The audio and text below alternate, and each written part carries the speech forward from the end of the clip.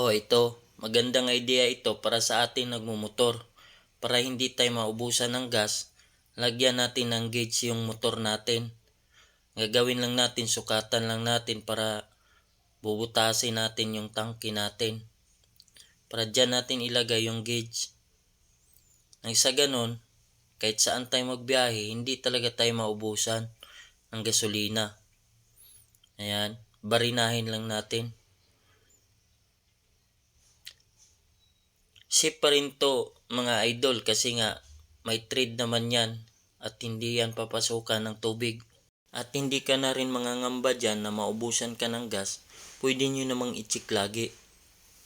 Sa mga bumabiyahe dyan araw-araw, ito yung magandang DIY tips para sa inyo. O, tingnan nyo mga idol. Hanggang looban yan, masisilip mo, ayos.